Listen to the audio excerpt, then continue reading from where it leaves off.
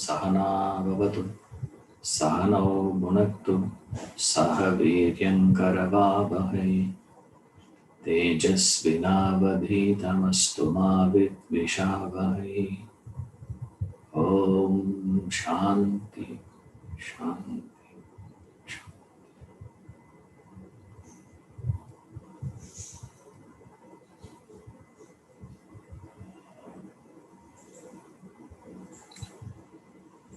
Hari Om.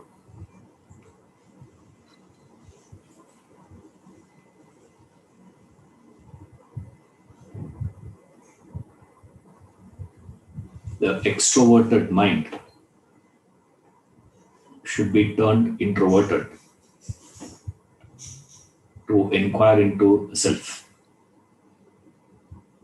Now, extroversion is natural for the mind because of the pressure of desires. That mind needs to be brought to look within. Now, look within doesn't mean immediately, get into this inferiority complex. I'm wrong, I'm not correct, I don't know anything, I'm useless, I'm this. That is complex. That is not what is referred here as self-analysis. You're not supposed to be getting into this inferiority complex. The people suffer either from superiority complex or they suffer from inferiority complex. I say, don't feel arrogant, you get into self-pity. You say, why are you getting into self-pity? Immediately, don't think so low of you. Immediately you say, I am the best of the world. I am, the best. Nobody knows anything. I am bigger. So either you put yourself above or you put yourself down. And in the name of introversion, we make all these mistakes. He says that is not introversion here. Now, introversion is your capacity to look within. When we say look within, immediately within means what? Inside your body.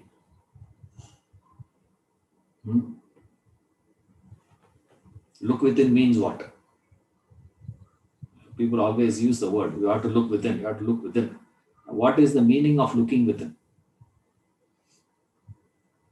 Looking within means, are you reacting through the medium of desires or you are reacting through the medium of obligations? That is called looking within. Every reaction of yours in life, for every stimulus, you react. We have seen that already. The stimulus comes from the world. It enters into you. When it enters into you, you see, you hear, you smell, you taste, you touch. These are the ways in which you get the information from the world. When you get that information from the world, you react to it. You react to it based on what? Is the reactions based on your desires or your preferences, your likes and dislikes, or your reaction is based on your obligation? That is called introversion. Introversion is to check this with what I am reacting. Keeping what as a reference, my reactions are happening. Is obligations, duties the reference point or desires the reference point? That's all. Now you may come to any conclusion. I'm not saying you should come to that's not the point. The point is to be conscious of that. It is called look within. Look within doesn't mean immediately you have to start looking, I'm going deep inside me. You'll go mad if you do all that. I'm going deeper and deeper. There is a deep abyss in which we are falling into. We're going in. What is going inside? There's nothing to go inside. Looking, says that is in introversion. By nature, the mind is extroverted. that extroverted natured mind should be brought to look within. Now, how do you do that? Is where the spiritual comes into picture. That's where religion comes in. That's where scriptures comes in. That's where masters come in. That's where philosophy comes in and helps us. Now, then what happens is you get involved in that textbooks, masters, the scriptures, and keep on collecting information. Now, collecting information is not going to bring about this looking within. That will not come. Then what will help you is only when you are prepared to lecture yourself. When you are so comfortable listening to masters, because there's a great advantage in that. Advantage is you agree with the master, agree with the teachings. The moment you agree and accept the teacher, the teachings, we believe we have understood. See, that is not going to help you.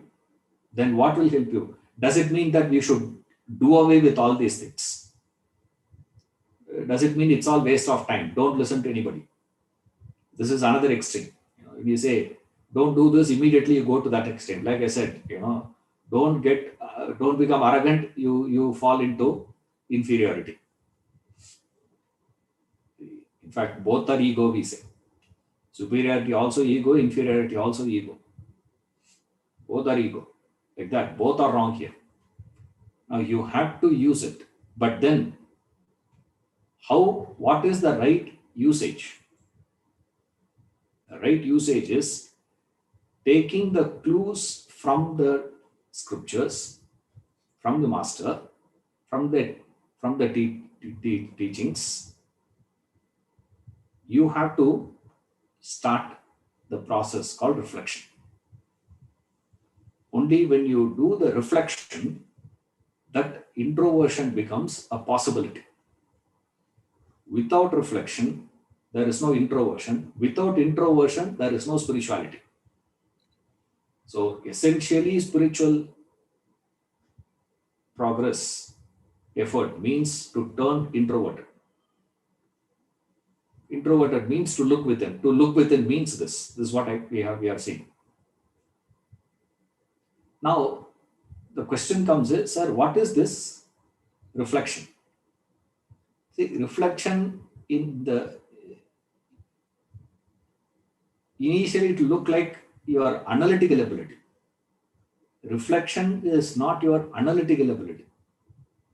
Remember, reflection is the capacity in you to go over the same information again and again without losing the inspiration that you had in the beginning.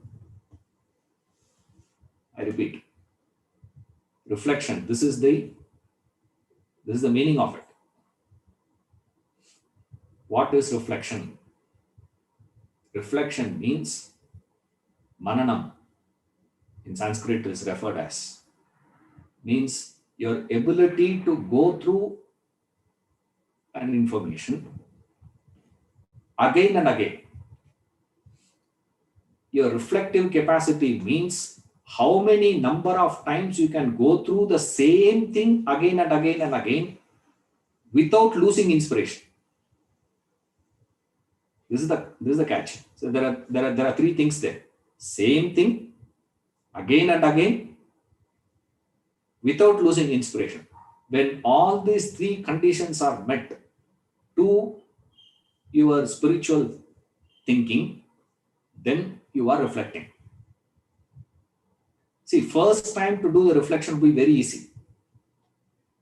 You hear, now that you have heard, what is the meaning of looking within? You heard it. Yeah, correct. Not reacting through the desires, reacting through obligations. Wow, beautiful explanation, beautiful statement, fantastic. Idea is so clear. I'm just saying, I'm not sure whether it is clear or not, but I'm just giving as an example. Right. Now you hear this, or now that you have heard what is reflection. Reflection means this is not your ability to analyze. It's not your reasoning capacity. It is a part of that, but that's not the essential part of reflection. That is why Mananam is taken by many as very close to memorization. But only difference is retaining that inspiration part is where the difference comes into picture. From memorization to Mananam. The difference between, memorizing something. Once you have memorized it, after that there is nothing in it. You just chant. Mechanically you can chant. Mechanically you can sing. That's why the songs that you have heard when you were in school days, you can remember even today. The Hindi songs which I heard in tea shops when I was small, I remember even now. I can sing along at least. You don't have to worry about pronunciation and all that. But current one, if I had to memorize something, is not possible. Now I had memorized that song, but when I'm singing that song, what is the inspiration out of it? That is where the thing has turned mechanical, we say. The whole thing has turned mechanical. What doesn't allow that repetition, repeated things, going over the same thing. Now, going over different things, a lot of us can do. I say lot, I mean those who are having that inclination towards studying. Yeah, now I have heard Vedanta treatise I have completed. Now, when are you going to take Atma Bodha? Ishwaran, you have never taken Atma Bodha. When are you going to take Atma Bodha? When you start Atma Bodha class, please let me know. Why is it that you are not doing any Upanishad classes? You should start Upanishad classes. I say, okay, we'll do Upanishad class. After Upanishad class, what are you going to do? See, you can go over different things. You see, you can study different things. But you can't study the same thing. To go over that same information again and again. Initially, 2-3 times, many can do. Many can do 2-3 times. You can listen to something 2-3 times. Like I know there are a lot of people who are attending the Zoom classes. They listen to this YouTube also next day. They listen to the YouTube same class. They have attended. It's not that they missed the class. They have attended the class. But then what they do, they listen to it. Second time, okay. And then third time, fourth time, fifth time, what happens? I'm not asking you to listen to the same class again and again. Please, one time itself is too much. It's a torture. To go through the whole thing again and again. But when you say reflection, it means what? This is what it means. To go over the same information again and again. That's why for a lot of us, after a point of time, even attending these lectures, the classes becomes a part of reflection. Same information, to go through it again and again and again. Without losing that information, that ability to go back to it till you become it. You become it means what? It should become part of your system. Means you should not be putting in any special effort to think of God. The thought of God, the thought of realization, the thought of spiritual unfoldment, evolution, whatever terms you use, liberation, moksha, mukti, salvation, freedom, whatever term you use, you should be able to think. Your thoughts should come effortlessly in that direction. Your thinking should move in that direction effortlessly throughout the day. That means you have become, it has become part of it. After that, there is no need of manana. So this is that manana, that reflection is what is referred as lecture unto yourself. That is what Krishna says. Uddharet atmanatmanam. Says, you got to raise yourself by yourself, Arjuna. You have to slog.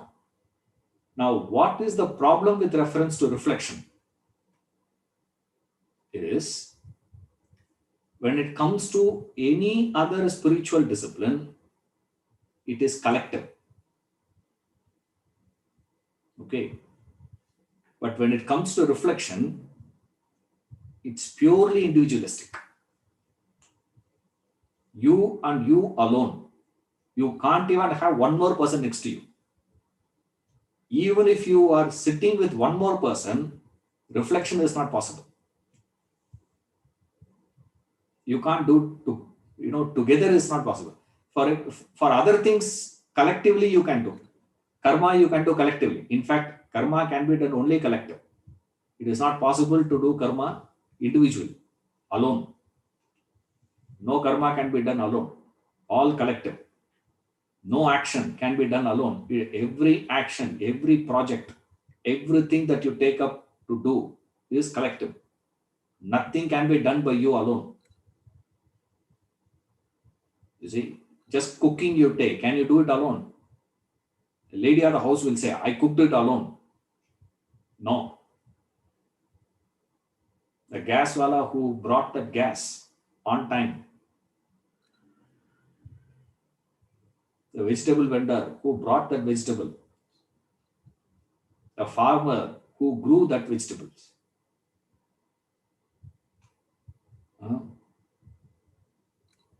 the plumber who ensured that the water comes in the pipe, and the rain that came on time.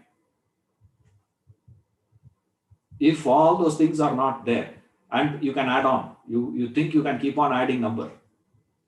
If all those things have not supported you, that action of cooking wouldn't be possible. Karma is collective. Bhakti also to a large extent you can do collectively. In fact, more collective, more effective they are. More number of people, more effect. And you go to this, bhajans. More people are sitting, more inspiration. I used to attend bhajan sessions where about 1,500 people will be sitting. Average. Apart from that, inside the auditorium, and then around 300, 400 will be sitting outside, outside that auditorium, singing bhajans 4.5 hours, non-stop. The clapping and all, the palms will be burning towards the end, but you won't feel anything. It is so inspiring. Be looking forward for that opportunity to attend. Why? That collective. The first time when I was forced, actually. First time, when they took me, the bhajan session, my father forced. Why are you not listening to me at all? Come, come, come. He forced me and he took me there. I'm so grateful to him that he introduced that at least. What is this? Collective. Lectures also can be collectively attended.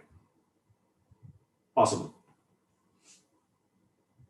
More, the better. When it comes to, listening to devotion, pilgrimage, social work, service, all this can be done collectively. But when it comes to reflection, it is purely individualistic.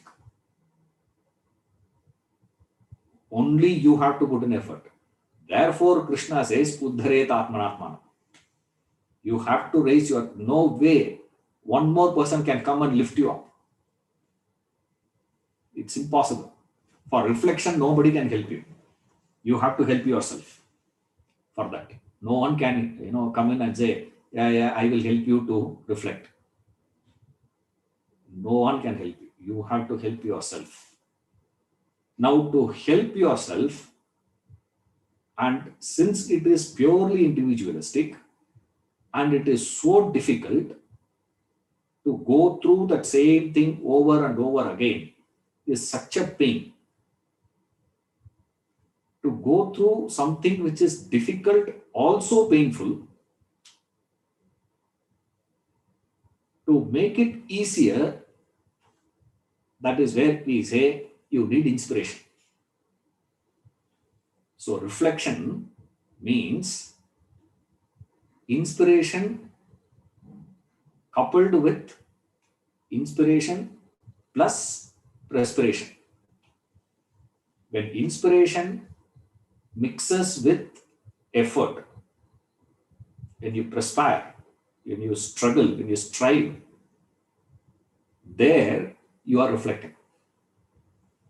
Now here, the accent is more with reference to the perspiration part, not inspiration part. Remember, inspiration is only a test. It is only a proof that you are reflecting. Because if you have reflected, when you come back next time, you will come back with regenerated inspiration. But then to start that perspiration, you need inspiration. That is why we are so grateful to the masters, because it is the master's presence that gives us that inspiration. If the master is not there, you cannot get that inspiration. But you can't look at the master, get inspired and get out. You see, this is what most of us do. We look at the master, we get inspired, and then say what? Now that I have inspired, no, that is enough. No. You have to get into this state of reflection. But reflection is so painful. To go through that painful in a painless manner, you need inspiration. Like the freedom fighters who risked their lives, they staked everything. The struggle, freedom struggle. Thousands of them, millions of them had staked everything. How they were able to do that? Because of inspiration. They're inspired by that idea of freedom. Otherwise, I don't know how this man could have survived over 23 years of imprisonment. And what was he doing there? Cutting limestone. Cutting limestone without goggles along. They were not providing goggles for him. Oh. Say, how can a man would have survived? Limestone, when you see that bright sunlight during daytime, it reflects. It's dazzling. You see, you lose sight. But doing that again, over and over again, same thing to do again and again and again. How he was able to do it? The idea, he was inspired. Such inspired personalities alone can inspire others. You see, when you are not inspired, you can't inspire others. But just because you are inspired, will others will get inspired? No. With that inspiration, you should have perspired. With that individual personal perspiration, I get a regenerated inspiration. This inspiration will inspire people around you. This is a constant complaint everybody has. I am so interested to Vedanta, but my wife is not interested. Or sometimes they say my husband is not. Yeah, they like you, not that they hate you, because I go to their house also. I go there, they can't say get out. That also I have seen. You know, people, they call for dinner, we go and sit. As soon as we go there to sit, he gets up from the dining table and walks out. You know, clear indication of what? Why are you here?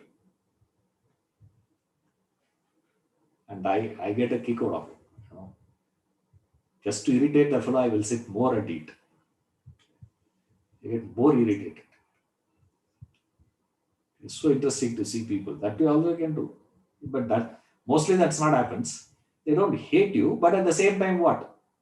They are not interested in the studies. And lot of them have this complaint.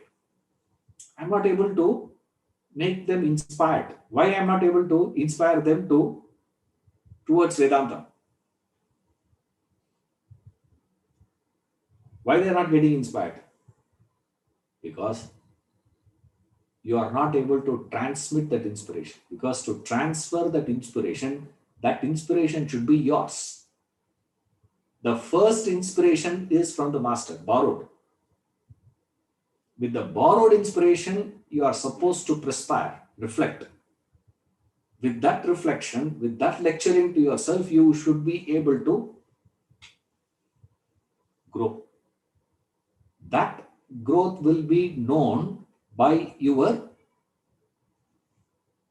higher inspiration. You see, you know that information. How inspired are you when you come back to that information again? A new information will come. That's where it's very interesting. What is so interesting here is you come back to that same information. Now that information will not appear new to you. I'm sorry. It will not appear old to you. It will appear new to you. You see, with a heightened information, inspiration, when you come back to that old information will not appear as old. It will appear to your eyes. That is where these people were able to study the scriptures again and again and again. Go to the temple again and again and again. Go on singing. That is how Tyagaraja was able to go on singing on Rama. He was able to go on singing, write songs. He was not sitting and composing. It's not like for movies, people have a discussion. They say this is the situation. Write a song now. And he writes a song, and then the music director will sit and compose a music for that. That is not what Tyagaraja doing.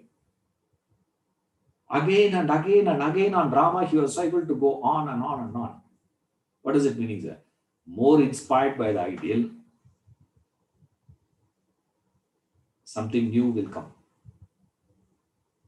That something new will never allow your effort to turn mechanical. Otherwise, your efforts will become mechanical over a period of time. No matter what you are doing, whether you are practicing karma yoga, whether you are practicing bhakti, or whether you are practicing jnanam, whether you are practicing dhyana, whether you are practicing pranayama, you are practicing this one, that, any practice you do, anything you do in life in the name of spiritual will become mechanical. So the crux of spiritual effort is reflection. And the tragedy is hardly anybody talks about it. Hardly anyone refers. To an extent where we can comfortably say nobody. Very politely to say, I have to say it as hardly anyone. to be politically correct. Like we say, no, not that all politicians are bad. Who told you? Then okay, give the list. No, we can't give the list of people who are bad. Now give the list of people good. No, not that all government employees are corrupt. I'm not saying, why we say that is to be politically correct. So that any government employee I meet, I can tell him, see, I was not referring about you. Any politician we come in, come and ask me, hey, are you referring to me? I say, sir, that is what I said, not all. Which means what? You are that exception. Everyone who comes in front of me, I will say, you are exception, you are exception, you are exception, you are exception. So always I'm attacking who? Not the fellow who is in front of me, the fellow who is non-existing.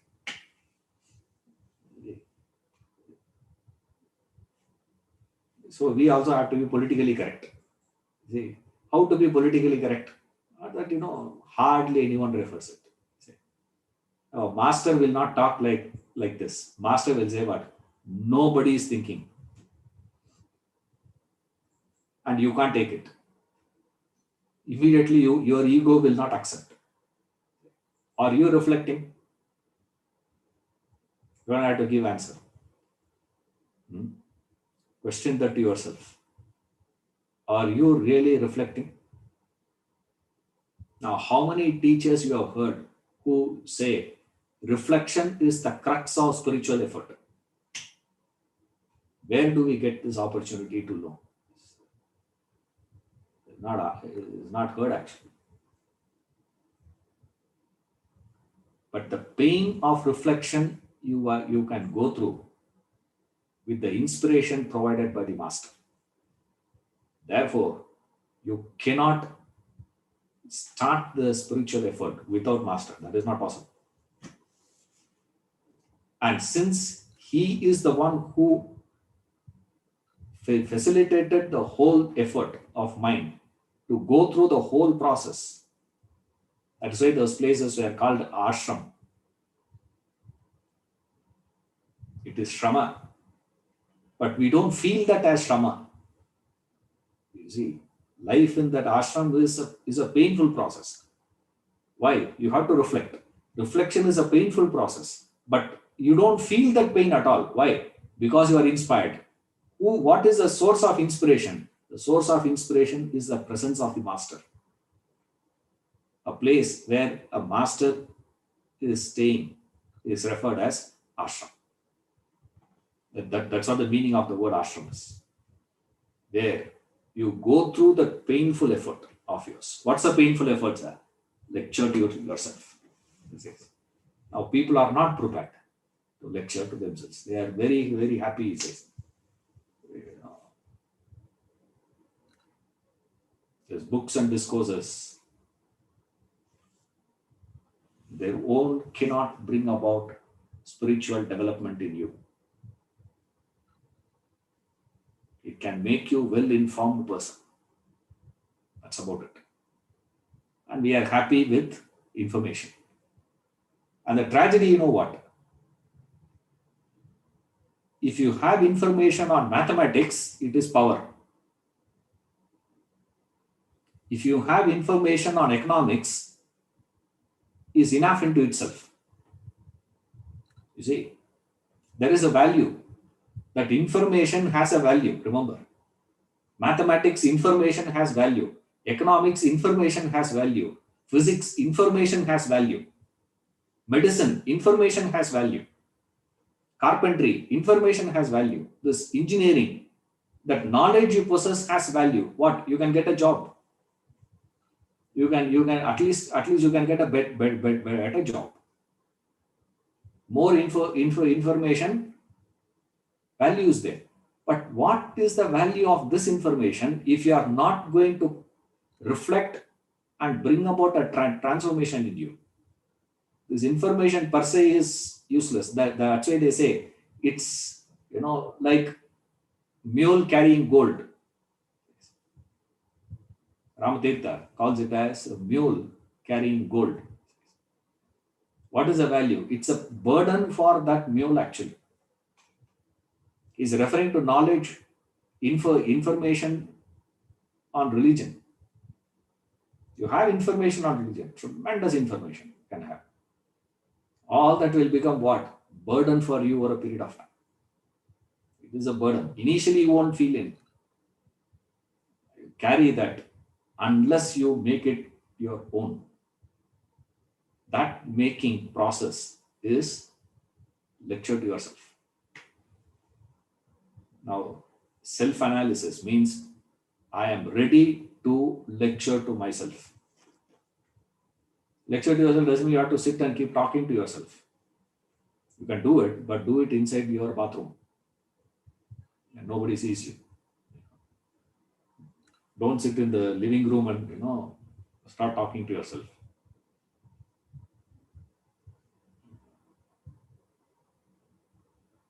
Reflect. That reflection is the crux of spiritual. That's the foundation.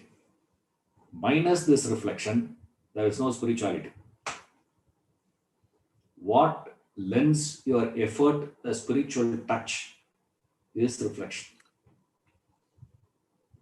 If your efforts are not backed, is not supported, is not done along with reflection, then you are wasting your time. You better study language at least. Any language. Study mathematics, or at least watch a movie, get entertained and go away.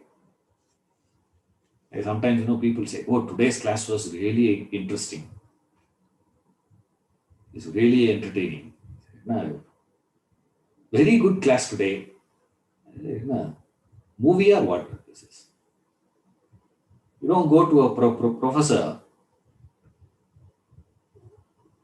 of mathematics and tell him today's class is interesting, sir.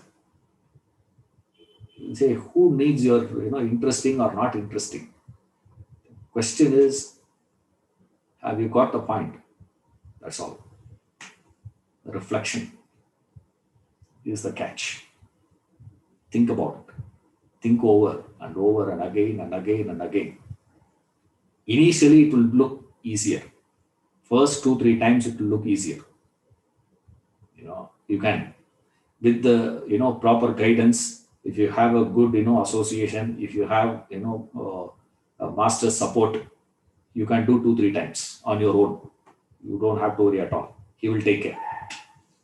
The problem is the third time, the fourth time when you do, you will start believing, yes, I know it already. I got it. Right now, most of you would be thinking, Ishwar, we have got the point about your reflection. Move to the next topic. They say something else. They're going on, reflection. Nah, reflection. Go over that again and again.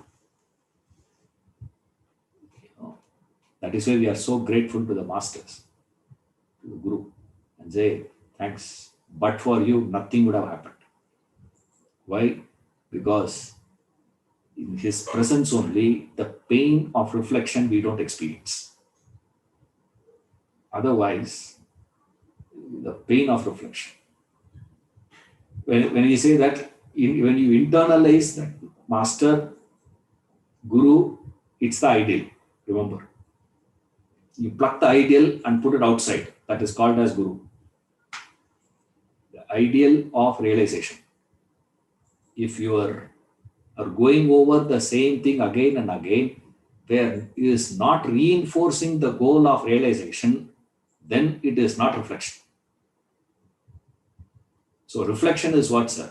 To go over that same information again and again,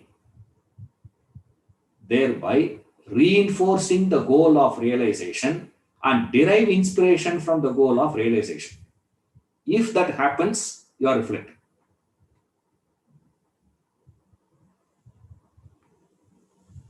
You see, there's a question we have.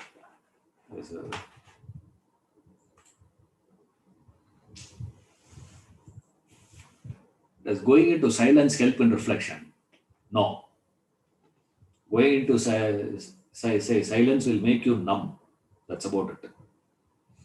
It will not help you in reflection. Getting into silence will not reflect. That has got nothing to do with reflection. That shows your intellectual fatigueness. That's about it. Silence that you are experiencing is intellectually you get fatigued. I say, why all that, man? Shut up. Switch off, clip off. Because when you start thinking, it creates agitation. That pain. It gives tremendous effort. It is strainful. It's painful. That pain, most of us cannot withstand. Therefore, what do? We stop. Like exercising will give you pain. Not in the beginning. Right through. Remember this. Right through when you are exercising, there will be pain. Every day after exercise, you will experience pain. If you are not experiencing any pain, you have not exercised at all. You see, you have to experience that pain. But then what happens over a period of time, you start feeling refreshed with that pain. But that will not happen in the beginning. The early stages of exercising is not that you get refreshed. Along with the pain of the body, you will feel that it is working, it is training. You can feel the presence of so many muscles which you have never registered in your life, you ever existed in your body. Now it starts paining everywhere. You say, these parts do exist, is what we feel when you start exercising. As a result of which you will not move your body. Whereas, over a period of time, when you get used to that, along with that pain, you would be able to function also properly. Today, the silence that you go into is for what? Why are you getting into silence? Because thought is agitating to you. Thinking is agitating. Therefore, you switch off. In what way that will help you to think better? It will never help you.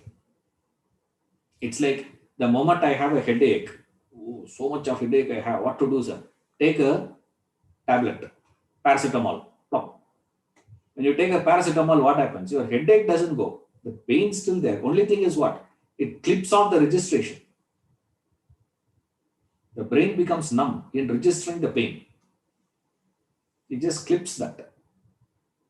After that, what happens? Your body functions on its own and it refreshes. Starts functioning normal. Same way, when you start thinking, you start feeling that agitation. So what you do? Clip off.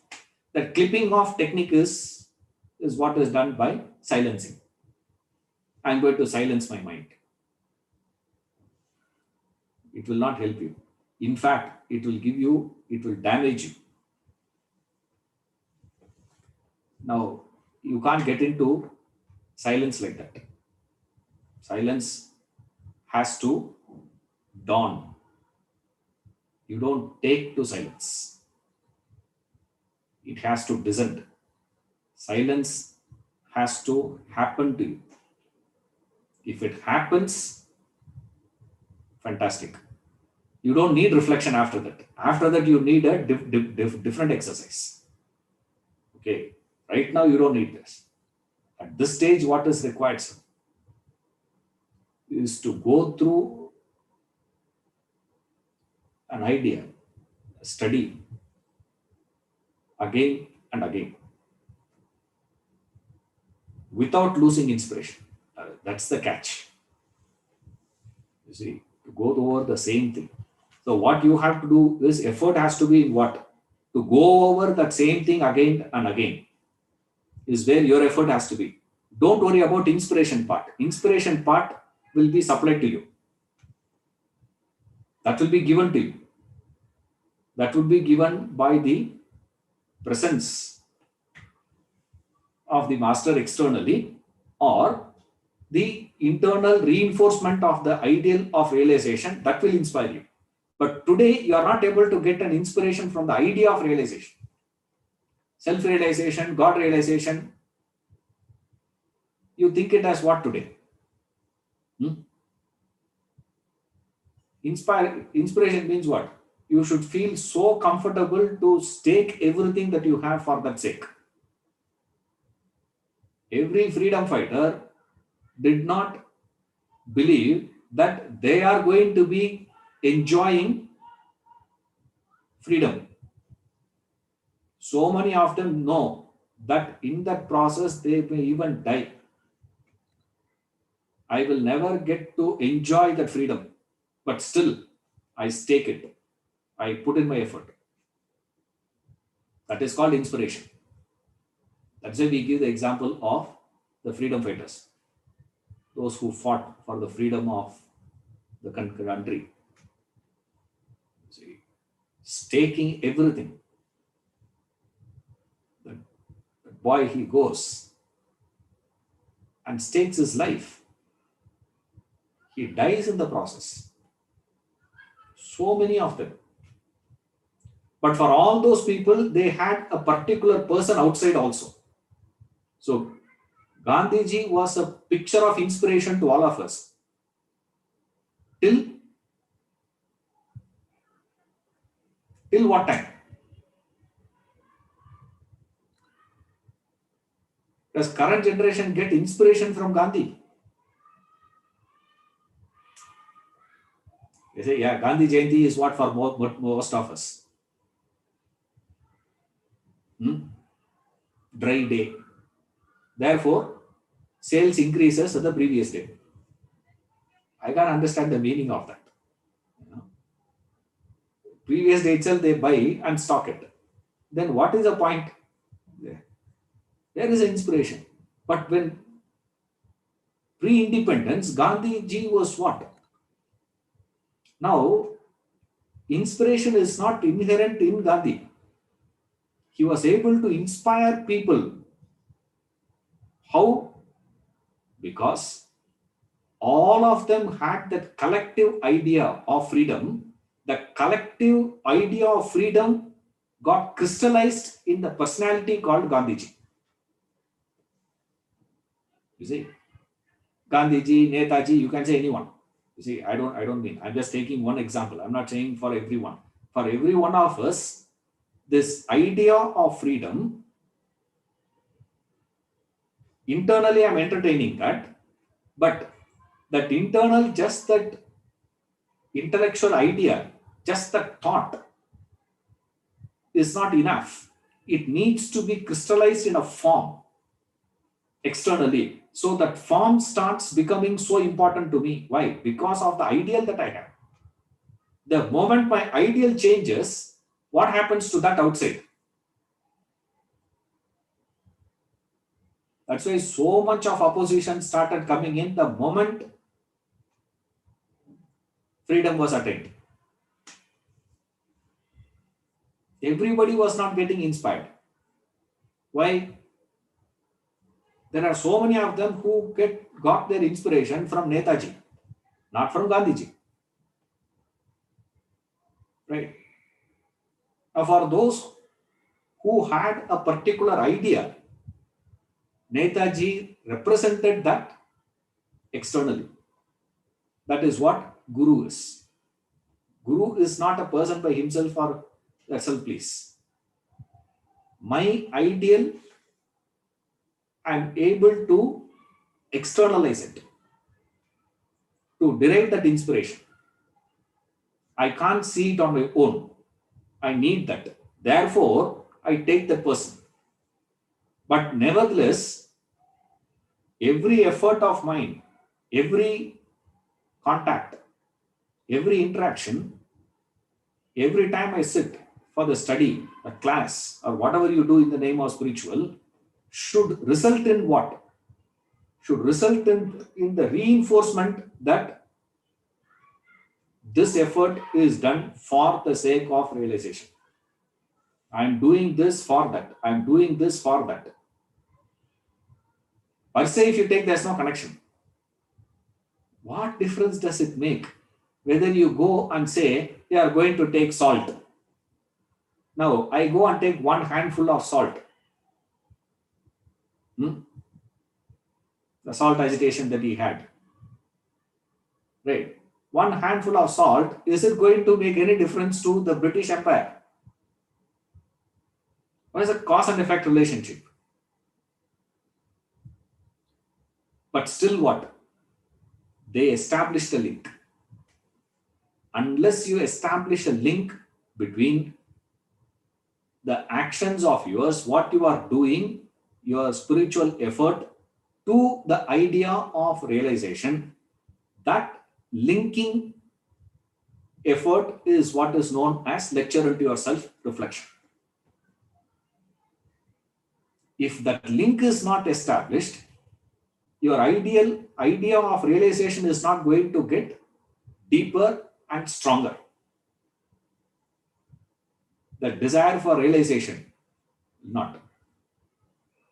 Oh, what will happen to that desire? You don't worry, says Shankara. That will dissolve by itself, like Swapna Simhavat says, like that lion in the dream. For example, yes, the lion in the dream is very much part of the dream, but that pouncing of that lion on you wakes you up. It dissolves all the dream experiences of yours. Beautifully, the lion also dissolves in the process. Beautiful example. The Shastras they give. They Swapna Simhavat. Vat means like the lion in the dream.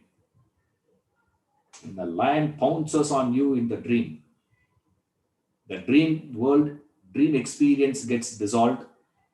Along with the dissolution of the dream, the lion, which is very much part of the dream, also gets dissolved. Similarly, this desire for realization or the goal of realization, whatever words you want to use, you can use. It doesn't matter as of now. That goal gets reinforced, grows and grows and grows and grows and grows, consumes all other goals of yours, all other worldly desires, all other worldly goals. Everything gets consumed by this one. This one desire, one goal gets your whole personality occupied. It occupies your entire mind. There is no room for any other desire, any other goal. What will happen to this?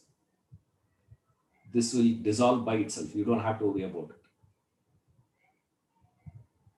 That part you don't have to worry. At that stage only Krishna comes and says, in the end of the Bhagavad Gita, Sarva Dharman Parityajya Mam Ekam Saranam Vraja. That advice was given to whom? To that fellow. After you have amalgamated all your goals into a singular goal, singular desire for realization. Now, how am I to dissolve this desire of mine, this goal of mine? Will this not become an obstacle? Yes. How this desire will disappear? Krishna says, you don't worry about that, that I will take care. Oh, what an advice.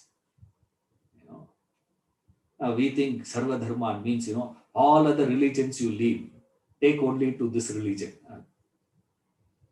It shows they have never done any spiritual effort. The sadhana you have to do. You get into that spiritual sadhana only, you get this idea of what is it. But the same Krishna in the beginning of the Gita, he says, Uddharet Atmanatmana. If that is what you have to do, then why put an effort here now? What is effort, sir? The effort is this. The effort is I continue to strive, continue over a point, amalgamate all my goals into one, reinforce this, reinforce this, reinforce this, reinforce this. It starts swelling. It occupies entire space, dismissing everything else. That state, when you reach, it dissolves by itself. Don't have to worry about it. At that stage only, you can get into silence. You see, it's not that you should not get into silence. You have to, finally, you have to get into silence. There's no other option. Right? You have to get in. Final realization will happen only in silence, not in sound, not in thoughts. But you can't start with that. You have to end with it. You have to dissolve into silence. You don't create silence, manufacture silence. Today, silence that we do is we manufacture it, we create it. I forcefully get into it. No, you can't force and get into it. You have to slide into it. You have to slip it. Like, have you ever seen a flower blooming? Not in the channels. The channels, they keep a camera and then they uh, record it. And then they'll show in 2 seconds. It comes.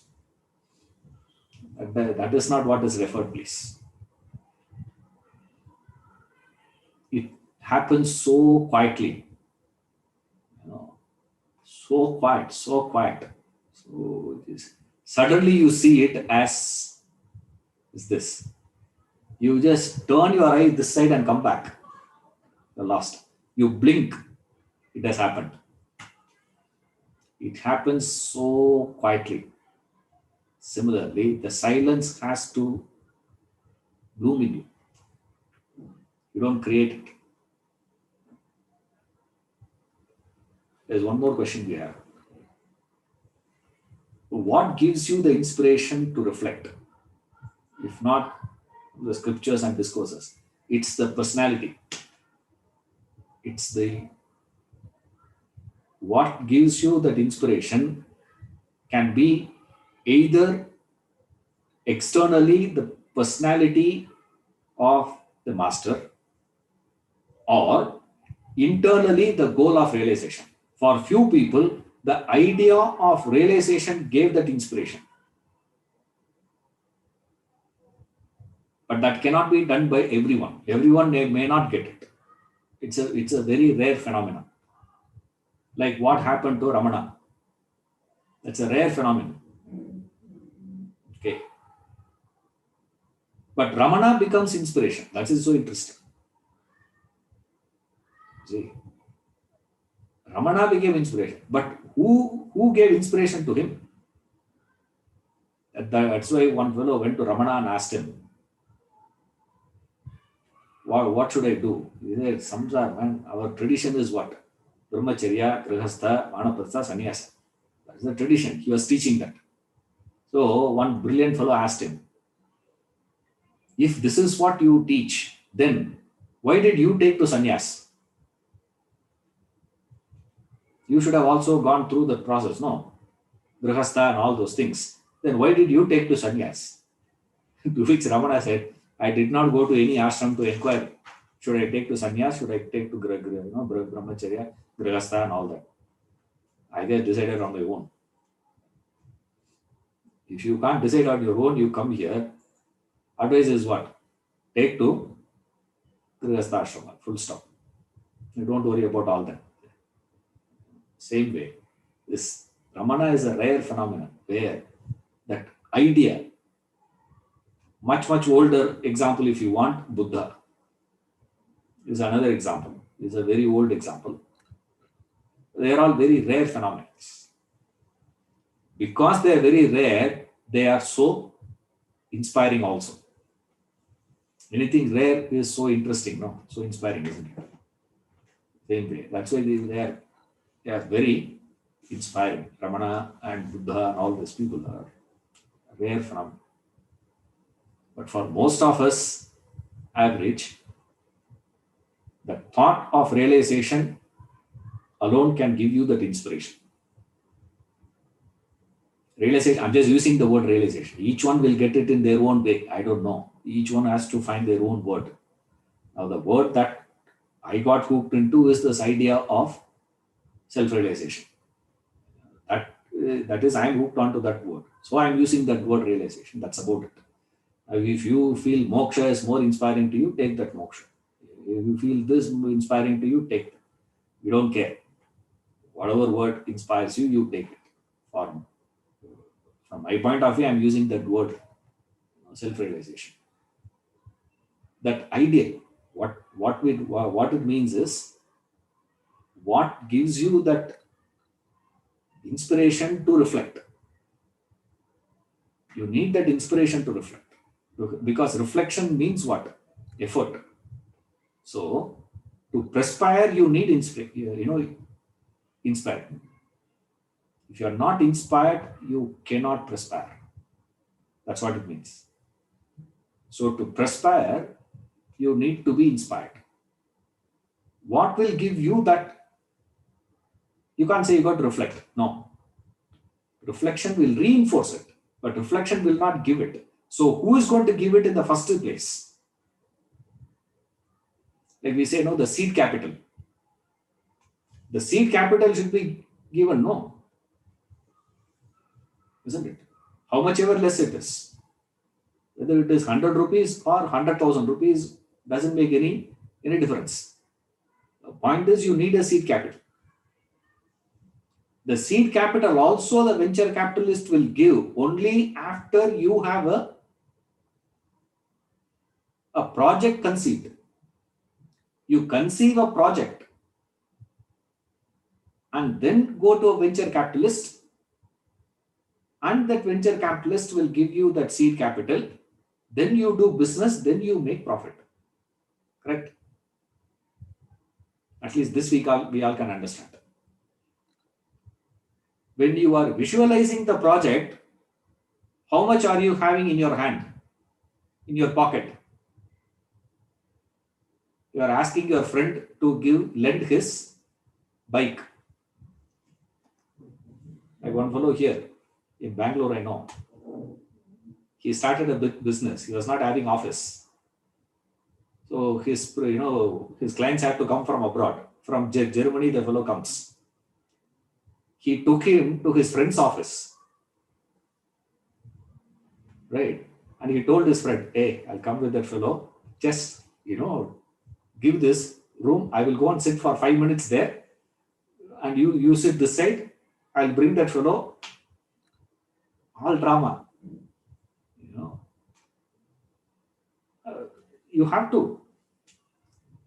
When you are visualizing a project to present to the venture capitalist, you carry nothing with you. There is nothing you have in your hand.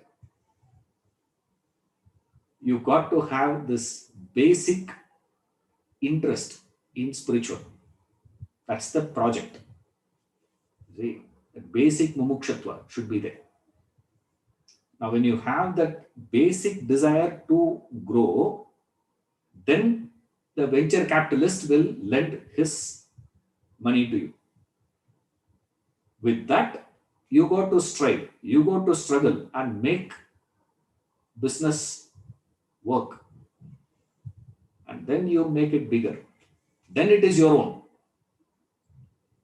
Suppose if everyone were to be taking a stand that I am not going to take any help from anybody. I don't want to be dependent on the venture capitalists. I don't want to take any loan from the bank. I don't want anything from anyone. I will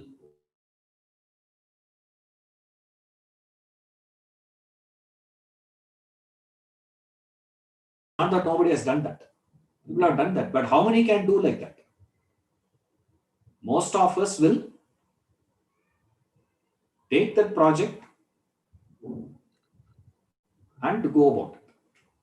Similarly, that inspiration to reflect, we have to be dependent on the masters.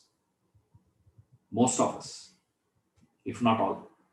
Of course, there could be rare personalities where they have enough resources with themselves to start their own business.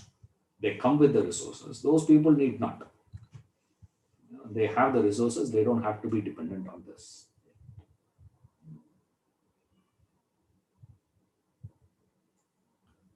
Can you please elaborate on lecture yourself? Listen to the class again. The whole class is only that. Lecture to yourself. Is what I'm talking the whole class. You know, the fellow attended the entire Ramayana lecture series. After the Ramayana lecture series, they asked him, what is the relationship between Rama and Sita? Chittappa, he says. Chikkappa, he says. Now, what to do with that person? Like that. He's asking. Now, factually, that is what reflection is all about. To go over the same thing again and say, elaborate it further, elaborate it more. Think on reflection more. So it's not an invalid question, please. Even though I was just joking initially, but it's a fantastic question to be asked. Can you elaborate after you have listened to all that lecture and say, yes, now I have understood. Elaborate it further.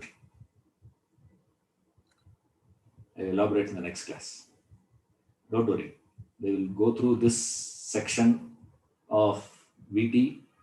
We will go through slowly. No rush. So we'll move very slow here. So you got to have patience. But those who stay get more benefit. That staying with that is called reflection. It's called lecture to yourself. So lecture to yourself means, within brackets, put it as mananam, reflection. So all that we discuss with reference to reflection is applicable for lecturing to yourself. But of course, this I am giving as a lecture. But when you do it on your own, it becomes reflection. We'll see more in the next class. Thank you. Hari Om.